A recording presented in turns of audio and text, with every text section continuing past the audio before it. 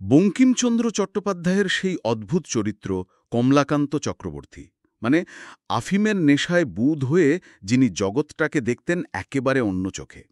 আর তার সেই সব ভাবনা চিন্তা, তার সেই জগৎ ধরা আছে কমলাকান্তের দফতর বইটাতে। আজ আমরা সেখান থেকেই একটা দারুণ লেখা নিয়ে কথা বলবো, ইউটিলিটি বা উদর দর্শন। কি বলেন, নামটা শুনেই কেমন যেন একটু মুচকি হাসি পায়, তাই না? হ্যাঁ, অবশ্যই। মানে শিরোনামেই ব্যঙ্গটা বেশ স্পষ্ট। এই লেখাটাতে কমলাকান্তের মুখ দিয়ে বঙ্কিমচন্দ্র আসলে দর্শনশাস্ত্রের ধারণাটাকেই যেন একটু মজা করে দেখিয়েছেন। কমলাকান্ত তো দাবিই করছেন যে তিনি জেরেমি বেন্থামের যে উপযোগবাদ মানে হিতবাদ দর্শন, সেটাকে আরও এক ধাপ এগিয়ে নিয়ে গেছেন। বানিয়ে ফেলেছেন এক নতুন দর্শন, উদর দর্শন। আমাদের আজকের আলোচনাটা কিন্তু পুরোপুরি এই লেখাটার উপরেই ফোকাস করবে। একদম। আর আমাদের লক্ষ্য হবে কমলাকান্তের এই যে অদ্ভুত দর্শন, মানে উদর দর্শন, তার ভেতরের কথাগুলো একটু তলিয়ে দেখা, আর তার আড়ালে যে একটা তীক্ষ্ণ সমাজ সমালোচনা লুকিয়ে আছে সেটাকেও ধরা। শুরুতেই ব্যাপারটা কিন্তু বেশ বেশ ইন্টারেস্টিং। একজন আফিমখোর, মানে কল্পনাবিলাসী চরিত্র, তিনি কিনা রীতিমতো সূত্রভাষ্য দিয়ে একেবারে নতুন একটা দর্শনশাস্ত্র লিখে ফেলছেন, যেখানে জীবনের চরম লক্ষ্যটাই হলো পেট ভরানো। ভাবা যায়? ঠিক তাই। এবং উনি কিন্তু নিজেকে একজন সুযোগ্য দার্শনিক হিসেবেই দেখছেন। প্রাচীন ভারতীয় দর্শনের ধাঁচটা কিন্তু ফলো করেছেন। সূত্র, তার সাথে আবার ভাষ্য। একটা মজার জিনিস খেয়াল করার মতো, সূত্রগুলো কিন্তু সংস্কৃতে লেখেননি, লিখেছেন বাংলাতেই, মানে যাতে সাধারণ লোকেও বুঝতে পারে। এটাও কিন্তু তার রসিকতারই একটা অংশ আর কি। আসলে পুরো কাঠামোটা, মানে সূত্রভাষ্যেরই ফরম্যাটটা খুব সচেতনভাবে ব্যবহার করা হয়েছে। দর্শনের ওই আপাত গাম্ভীর্যের মোড়কে ব্যক্তিগত আর সামাজিক ভণ্ডামিকে খুব জোরালোভাবে কটাক্ষ করা হয়েছে এখানে। বেশ, তাহলে ঢোকা যাক কমলাকান্তের দর্শনের অন্দরমহলে। প্রথম সূত্রেই তো তিনি তার দর্শনের মূল বিষয়টা, মানে উদর, তার সংজ্ঞা দিচ্ছেন। সূত্র ১, জীবশরীরস্থ বৃহৎ গহ্বর বিশেষকে উদর বলে। শুনতে তো বেশ সোজাসাপটা লাগছে। হ্যাঁ, আপাত দৃষ্টিতে। কিন্তু ভাষ্যটা পড়লেই বোঝা যায় আসল মজা কোথায়। উনি প্রতিটি শব্দের আবার ব্যাখ্যা দিচ্ছেন। যেমন ধরুন, বৃহৎ শব্দটা কেন ব্যবহার করলেন। পাছে কেউ নাক, কান বা ওইরকম ছোটখাটো গর্তকে উদর ভেবে বসে তাই আগেভাগে সাবধান করে দিচ্ছেন। হা হা, ঠিক। আবার জীবশরীরস্থ কেন? কারণ তা না হলে কেউ হয়তো পাহাড়ের গুহাকে উদর ভেবে সেটা ভরানোর অভিযানে নেমে পড়তে পারে, সেটাও চলবে না। মানে একেবারে নিখুঁত সংজ্ঞা দেওয়ার চেষ্টা। হ্যাঁ, আর গহ্বর বলছেন বটে, কিন্তু শেষে আবার একটু ছাড়ও দিচ্ছেন। বলছেন অবস্থা বুঝে অঞ্জলিও নাকি উদরের সমান হতে পারে। মানে যেখানে যা পাওয়া যায় তা দিয়ে পেট ভরানোর চেষ্টা করা আর কি। প্রত্যেকটা ব্যাখ্যাই দেখুন সংজ্ঞাকে একদিকে যেমন আরও নির্দিষ্ট করছে, তেমনি হাসিরও উদ্রেক করছে। একদম। গোড়াতেই ভাষার খেলা আর ব্যঙ্গের মিশেল। আচ্ছা, এই উদরকে সংজ্ঞায়িত করার পর জীবনের পরম লক্ষ্যটা কি, সেটাও তো বলছেন। সূত্র ২, উদরের ত্রিবিধ পূর্তি পরম পুরুষার্থ। পুরুষার্থ মানে তো আমরা জানি জীবনের 4টে লক্ষ্য: ধর্ম, অর্থ, কাম, মোক্ষ। কমলাকান্ত সেসব বাতিল করে শটান বলছেন পেট ভরানোই পরম পুরুষার্থ, তাও আবার 3 রকমের। হ্যাঁ, এখানেই সাংখ্য দর্শনের যে ত্রিবিধ দুঃখের ধারণা আছে, আধ্যাত্মিক, আধিভৌতিক, আধিদৈবিক, সেটার সঙ্গে একটা মজার তুলনা টেনেছেন। তবে দুঃখের বদলে উনি বলছেন পূর্তি বা সুখের কথা। সেটাও 3 প্রকারের। কি কি সে 3 রকম পূর্তি? মানে আধিভৌতিকটা কি সবচেয়ে পরিচিত, যেটা আমরা সাধারণত বুঝি? হ্যাঁ, ঠিক ধরেছেন। আধিভৌতিক পূর্তি হল ওই জাগতিক জিনিস দিয়ে পেট ভরানো, মানে অন্ন, ব্যঞ্জন, মাছ, মাংস, লুচি, সন্দেশ, এসব আর কি। এটা সবচেয়ে স্থূল, কিন্তু সম্ভবত আমাদের কাছে সবচেয়ে কাঙ্ক্ষিতও বটে। বোঝাই যাচ্ছে। আচ্ছা, আর অন্য দুটো? আধ্যাত্মিক পূর্তিটা ঠিক কেমন? আধ্যাত্মিক পূর্তিটা বেশ অন্যরকম আর খুব ব্যঙ্গাত্মক। কমলাকান্ত বলছেন, কিছু লোক থাকে না যারা বড় লোক বা ক্ষমতাবানদের তোষামোদ করে, তাদের প্রশংসাতেই জীবন কাটিয়ে দেয়, তাদের নাকি এই আধ্যাত্মিক উদরপূর্তি হয়। মানে প্রশংসার বাক্যগুলোই তাদের কাছে যেন খাবারের মতো। ও, তার মানে স্তুতি বাক্য শুনেই পেট ভরে যায়। এটা কি কেবল তখনকার সময়ের কথা? এখনকার দিনেও তো আমরা দেখি, এই যে ধরুন সোশ্যাল মিডিয়াতে লাইক বা কমেন্ট, এতেও কি এক ধরনের আধ্যাত্মিক পূর্তি খোঁজা হয় না? প্রশ্নটা খুবই ভালো। কমলাকান্তের ব্যঙ্গ তো অনেক ক্ষেত্রেই সময়কে ছাপিয়ে যায়। আর তৃতীয়টা, মানে আধিবৈদিক পূর্তি, সেটা তো আরও অদ্ভুত। যখন ধরুন অসুখ বিসুখে প্লীহা বা লিভার বেড়ে গিয়ে পেটটা ফুলে ওঠে, সেটাও নাকি একরকমের উদরপূর্তি, কারণ পেট তো ভরছে। ভাবা যায় রোগ হয়ে পেট ফোলাটাও পুরুষার্থ। আচ্ছা, এই তিনটের মধ্যে কমলাকান্ত কোনটাকে বাঁচতে বলছেন? তৃতীয় সূত্র তো বলছে এতন্মধ্যে আধিভৌতিক পূর্তি বিহিত। ঠিক, উনি বলছেন অন্ন ব্যঞ্জনে পেট ভরানো, মানে ওই আধিভৌতিক পূর্তিটাই হল বিহিত বা করণীয়। কিন্তু এখানেও একটা মজা আছে। বিহিত শব্দটা উনি এমনভাবে ব্যবহার করছেন যেন একটা প্রশ্ন থেকেই যাচ্ছে। এর মানে কি শুধু এটাই করা উচিত, নাকি অন্য দুটো পথ একেবারে নিষিদ্ধ? কমলাকান্ত নিজেই বলছেন এই প্রশ্নের উত্তর নাকি ভবিষ্যতের ভাষ্যকাররা দেবেন, মানে দায়িত্বটা অন্যের ঘাড়ে চাপিয়ে দিলেন। এটাও তার ব্যঙ্গের আরেকটা দিক, আরও হাসির খোরাক তৈরি করা। মোদ্দা কথা হল, লুচি সন্দেশ খেয়ে পেট ভরানোই হচ্ছে আসল পুরুষার্থ। এটা হয়তো তৎকালীন বাবু সমাজের ভোজন বিলাসের দিকেও একটা পরোক্ষ ইঙ্গিত। তাহলে লক্ষ্য স্থির হল খাওয়া দাওয়া, কিন্তু এই লক্ষ্যে পৌঁছানোর উপায় কি? চতুর্থ সূত্রে কমলাকান্ত সেই সময়ের পণ্ডিতদের বলা পুরুষার্থ লাভের 6টা প্রচলিত পথের কথা বলছেন: বিদ্যা, বুদ্ধি, পরিশ্রম, উপাসনা, বল আর প্রতারণা। কিন্তু মনে হচ্ছে এগুলোর ব্যাখ্যাও উনি ওনার নিজের মতো করেই দেবেন, তাই না? একদম তাই।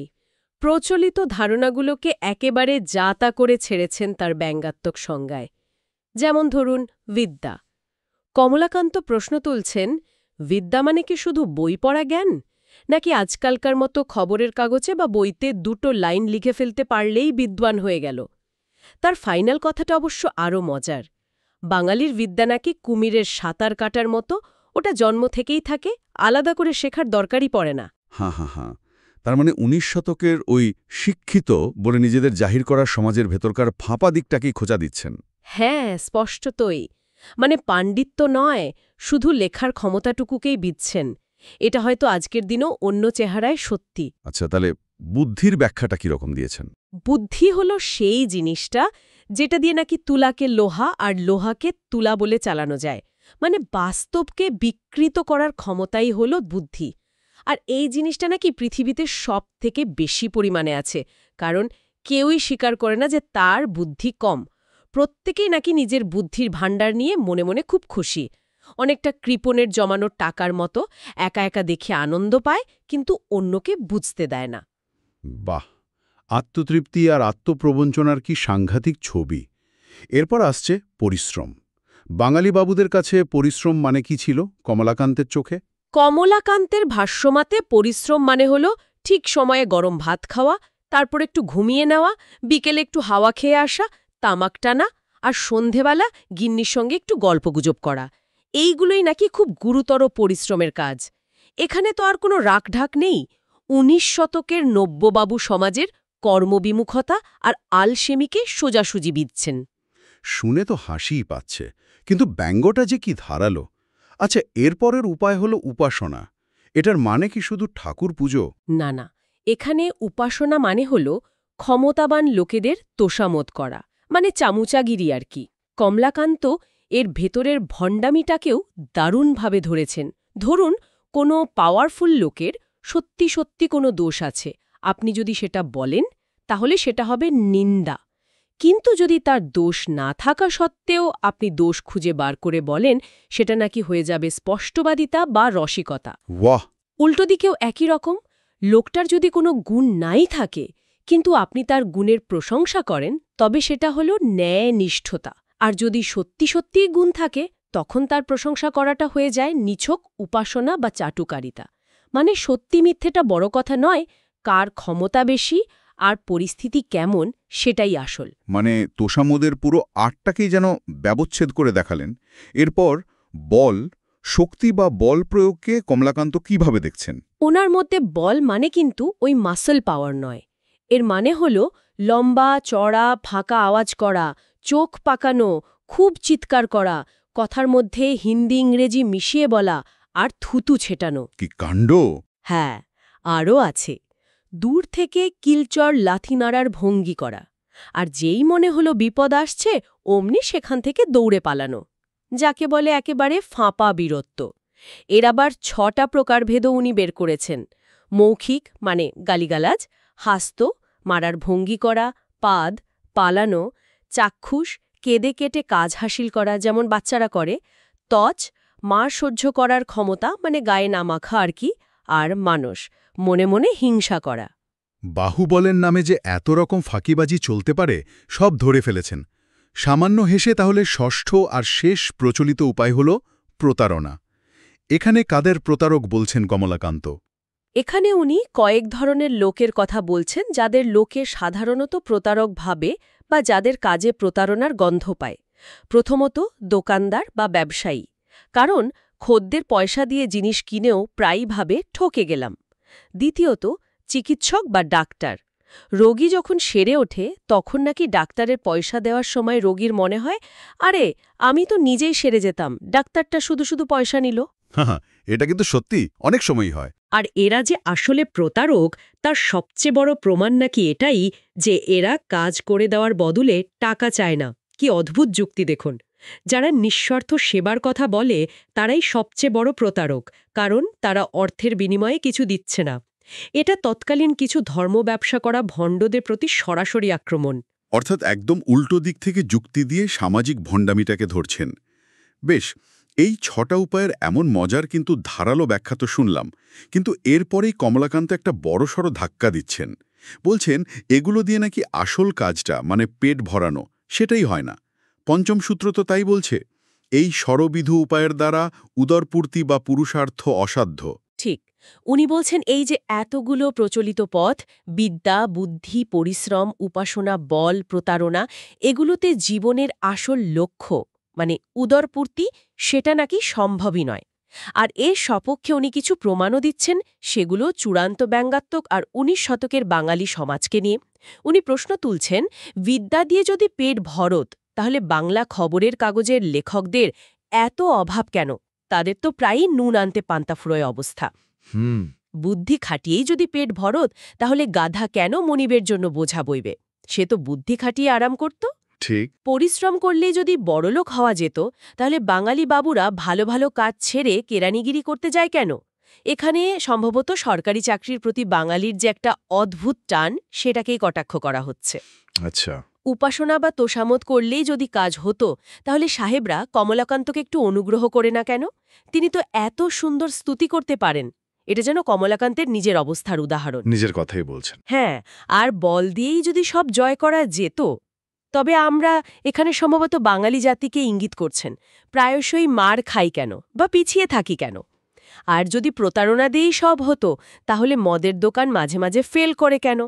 কারণ কমলাকান্তের মতে মদ বিক্রেতারাও তো একরকম প্রতারকই, নেশা করিয়ে পয়সা নেয়। প্রত্যেকটা উদাহরণই যেন সমাজের আরশোলাগুলোকে আলোয় টেনে আনছে, হাসির ছলে হলেও। তাহলে যদি এই পরিচিত পদগুলো বিদ্যা, বুদ্ধি, পরিশ্রম, উপাসনা, বল, প্রতারণা এগুলো দিয়ে পুরুষার্থ লাভ বা পেট ভরানো না যায়, তাহলে আসল রাস্তাটা কি? এখানেই কি কমলাকান্ত তার শেষ কথাটা বলবেন?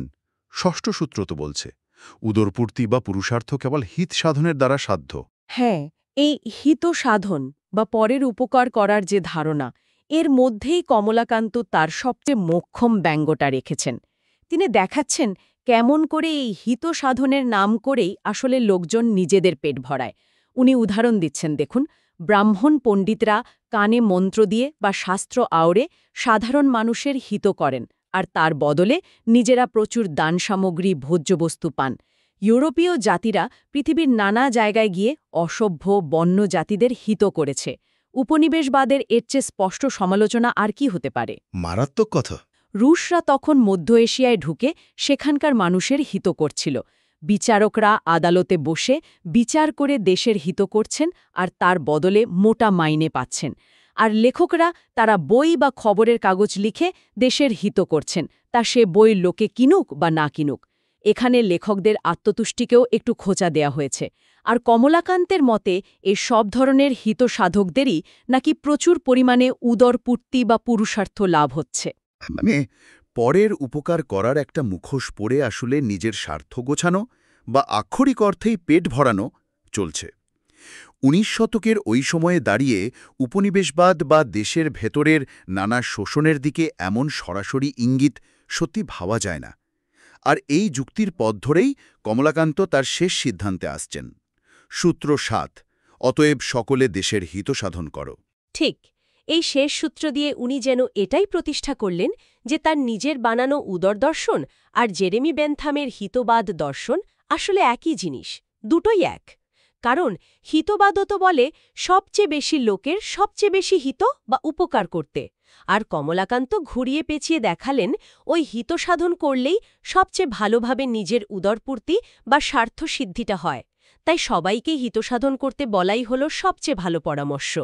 আর শেষে তিনি আশাও করছেন তার এই যে দারুণ দর্শন, এটা ভারতবর্ষের ষষ্ঠ দর্শনের পর সপ্তম দর্শন শাস্ত্র হিসেবে একদিন ঠিক স্বীকৃতি পাবে। এই চূড়ান্ত দাবিটার মধ্যেই ব্যঙ্গটা একেবারে তুঙ্গে উঠেছে। তাহলে পুরো আলোচনাটা থেকে আমরা যেটা বুঝতে পারছি, কমলাকান্তের এই উদর দর্শন, এটা শুনতে যতই অদ্ভুত বা হাস্যকর লাগুক না কেন, আসলে এটা আমাদের সমাজের প্রচলিত নীতিবোধ, সাফল্যের গতানুগতিক ধারণা আর ব্যক্তি বা সমাজ জীবনের নানা রকম ভণ্ডামির প্রতি এক অত্যন্ত শক্তিশালী আর তীক্ষ্ণ একটা ব্যঙ্গ। মানে পেট ভরানো বা নিজের স্বার্থসিদ্ধিকেই জীবনের সবচেয়ে বড় লক্ষ্য হিসেবে দেখিয়ে তিনি আসলে চোখে আঙুল দিয়ে দেখিয়েছেন কিভাবে পরের উপকার, দেশের সেবা বা হিত সাধনের মতো ভালো ভালো কথার আড়ালে মানুষ প্রায়শই কেবল নিজের আখেরটা গুছিয়ে নেয়। একদম। বঙ্কিমচন্দ্রের প্রতিভার এটাই একটা বিশেষ দিক। মানে মারাত্মক হাসির কথার সঙ্গে এমন তীব্র নির্ভীক সমাজ সমালোচনার কি স্বাভাবিক একটা মিশ্রণ। কমলাকান্তের মুখে এই আপাতদার্শনিক কিন্তু পুরোপুরি ব্যঙ্গাত্মক কথাগুলো শুধু হাসায় না, বরং ১৯ শতকের সেই সমাজ আর সম্ভবত চিরকালের মানব চরিত্রের কিছু খুব অস্বস্তিকর সত্যি নিয়েও কিন্তু ভাবতে বাধ্য করে। কমলাকান্ত এখানে ১৯ শতকের সেই নব্যবাবু সমাজের কর্মবিমুখতা, তাদের আলসেমি, বিলাসিতা এগুলোকে সরাসরি বিঁধছেন, যা হয়তো আজও অন্য রূপে আমরা দেখতে পাই। সত্যিই তাই। কমলাকান্ত তো তার দর্শনকে হয়তো আফিমের নেশার ঘোরে বা নিছক মজা করেই পেশ করেছেন, কিন্তু একটা প্রশ্ন কিন্তু থেকেই যাচ্ছে। এই যে ব্যঙ্গের আড়ালে দাঁড়িয়ে উনি মানুষের চরিত্র আর সমাজের ভণ্ডামি নিয়ে যে চিরন্তন সত্যিগুলো তুলে ধরলেন, সেগুলো আজকের এই সময়ে দাঁড়িয়েও কতটা প্রাসঙ্গিক? এই হিত সাধনের নামে নিজের আখের গোছানোর প্রবণতা, এটা কি আমরা আজও আমাদের চারপাশে রোজ দেখছি না? এই ভাবনাটা না হয় আমাদের শ্রোতাদের জন্যই তোলা থাকলো।